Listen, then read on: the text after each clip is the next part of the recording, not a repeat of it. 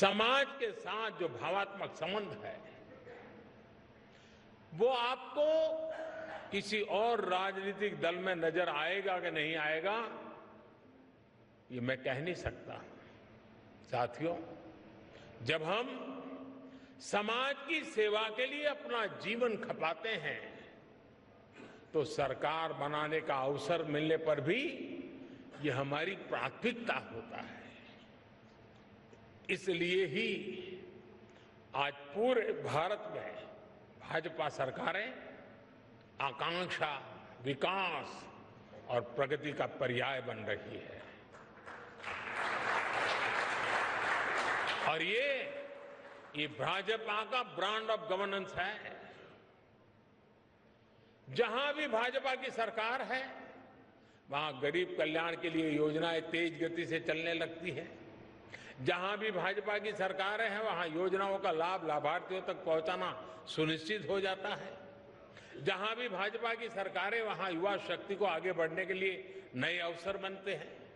जहां भी भाजपा की सरकारें हैं वहां योजनाओं में महिला सशक्तिकरण को सर्वोच्च प्राथमिकता मिलने लगती है। जहां भी भाजपा की सरकारें हैं वहां कानून व्यवस्था सुदृढ़ हो जाती है। जहां भी भाजपा की सरकारें हैं वहां ease of doing business, ease of living के प्रयास बढ़ने लगते हैं। जहां भी भाजपा की सरकारें हैं वहां इंफ्रास्ट्रक्चर का तेजी से विकास होना शुरू हो जाता है। जहां भी भाजपा की सरकारें हैं वहां विकास और विरासत दोनों साथ साथ चलते हैं। साथियों, मैं समझता हूं अब समय आ गया है कि हमारी यूनिवर्सिटीज, एकेडमिशियंस और एक्सपर्ट्स भारत के पिछले 75 साल के अलग अलग गवर्नेंस मॉडल्स की कंपैरेटिव स्टडी करें, एनालिसिस करें, देश और दुनिया के सामने रखें। देश ने लंबे समय तक कांग्रेस का एक गवर्नेंस मॉडल देखा है। देश ने कम्युनिस्टों का भी कुछ राज्यों में गवर्नेंस का मॉडल देखा है। देश ने परिवारवादी, फैमिली रन पार्टियों के काम करने का तरीका भी देखा है। अलग अलग गठबंधनों की सरकारों का गवर्नेंस मॉडल भी देश ने देखा है। और देश आज पूर्ण बहुमत वाली भाजपा सरकारों का गवर्नेंस मॉडल भी देख रहा है। एक निश्चित पैरामीटर्स के साथ जब इसकी एनालिसिस होगी तो गवर्नेंस के मॉडल का महत्व समझ में आएगा। देश के सामान्य मानवी को भी पता चलेगा कि गवर्नेंस के किस मॉडल ने देश को क्या दिया, उसके परिणाम क्या निकले और उनके लिए क्या बेहतर रास्ता है। साथियों, आज भारतीय जनता पार्टी के प्रत्येक कार्यकर्ता को एक बात समझना बहुत आवश्यक है। देश इस समय जिस कालखंड से गुजर रहा है वो तेज विकास के लिए बहुत अहम है। ये अमृतकाल ये सिर्फ शब्द समूह नहीं है, ये धरती की सच्चाई है। 140 करोड़ देशवासियों की दिलों की धड़कन है।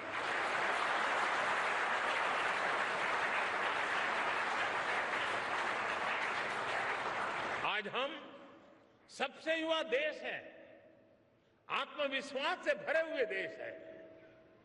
पूरे विश्व में दुनिया के बड़े बड़े मंचों पर आज अगर किसी का डंका बज रहा है तो नाम है हिंदुस्तान, वो नाम है भारत। ऐसे में देश के भीतर बैठी और देश के बाहर बैठी भारत विरोधी शक्तियों का एकजुट होना स्वाभाविक है। ये शक्तियां किसी भी तरह भारत से विकास का एक कालखंड छीन लेना चाहती है। आज भारत का सामर्थ्य अगर फिर बुलंदी की तरफ जा रहा है तो इसके पीछे हमारी एक मजबूत नींव है। ये नींव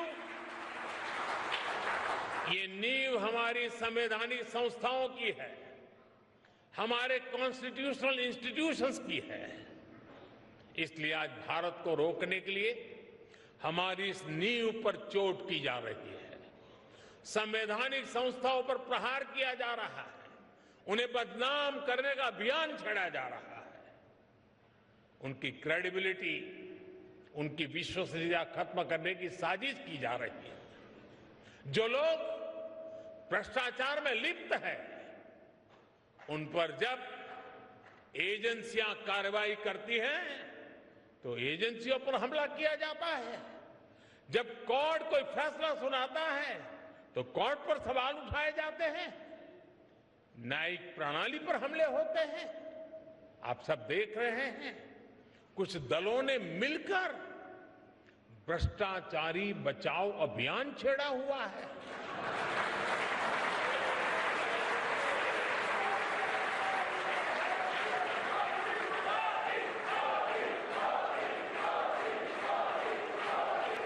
आज भ्रष्टाचार में लिप्त जितने भी चेहरे हैं, वो सब एक साथ एक मंच पर आ रहे हैं। पूरा देश ये देख रहा है, देश समझ रहा है। साथियों, भ्रष्टाचार ने हमारे देश का बहुत नुकसान किया है। दिमक की तरह देश को खोखला किया है भ्रष्टाचार ने। देश की जनता देख रही है कि पहले की सरकारों ने किस तरह भ्रष्टाचार के खिलाफ कार्रवाई के नाम पर केवल खानापुरी की थी। लेकिन पिछले 9 साल में भाजपा सरकार ने भ्रष्टाचार के खिलाफ जो अभियान चलाया, उसने आज भ्रष्टाचार और भ्रष्टाचारियों दोनों की जड़ें हिला दी है।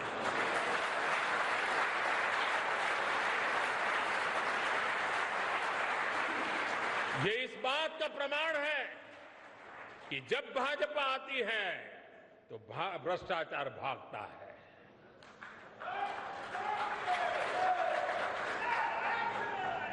मैं आपको कुछ आंकड़े बताना चाहता हूं आज।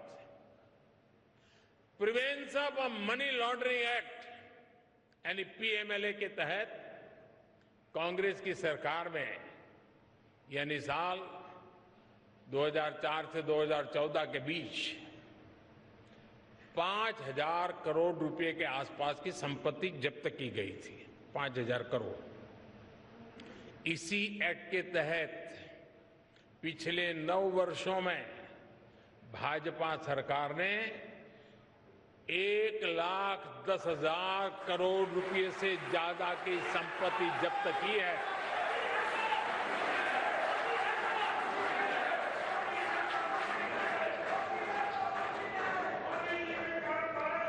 इस एक्ट के तहत पहले के मुकाबले 2 गुने से ज्यादा केस रिकॉर्ड किए गए हैं और 15 गुना ज्यादा लोगों को गिरफ्तार किया गया है। हमारे यहां कुछ लोगों ने कांग्रेस शासन के दौरान बैंकों को जमकर के लूटा। बैंकों का करीब 22,000 करोड़ रुपए का नुकसान करके ये लोग विदेश भाग गए। आज भाजपा सरकार ने इन लोगों की करीब करीब 20,000 करोड़ रुपए की संपत्ति जब्त करवा दी है।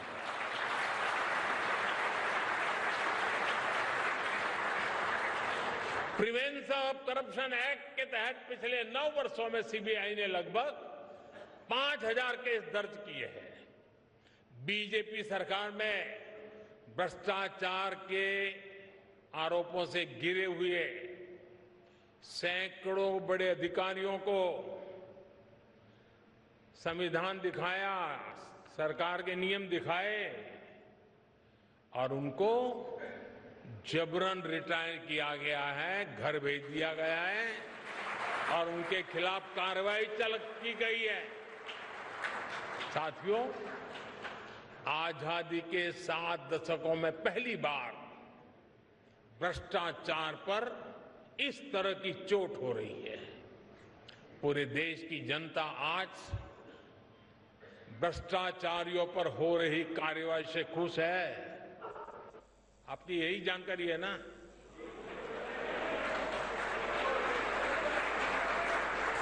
मैं जहां जाता हूं लोग यही कहते हैं, मोदी जी रुकना मत।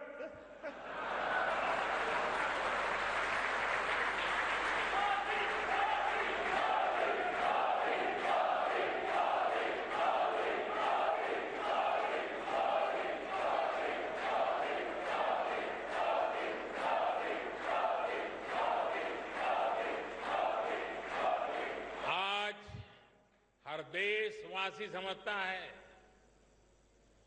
भ्रष्टाचार रुकेगा तभी देश आगे बढ़ेगा।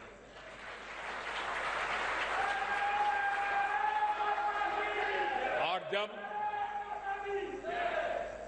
जब हम इतना सारा करेंगे तो कुछ लोग तो नाराज होंगे ही होंगे।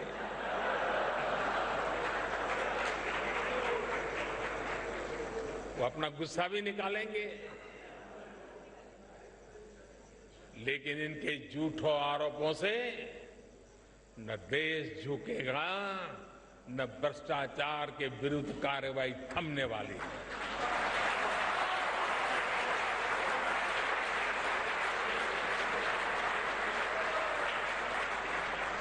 साथियों, आपको याद होगा कांग्रेस के नेता कभी कहा करते थे, जनसंघ के जमाने में बड़े बड़े नेता कहते थे जनसंघ को जड़ से उखाड़कर फेंक देंगे। ये उनके बड़े बड़े नेता बोलते थे जी। और आज की कांग्रेस कहती है कि मोदी तेरी कब्र खुदेगी। जनसंघ को मिटाने की, भाजपा को मिटाने की अनेक बार साजिशें हुई। और ये तो वो लोग हैं जिन्होंने मुझे भी जेल में डालने के लिए क्या क्या जाल नहीं बिछाई, लेकिन वो पूरी तरह नाकाम रहे।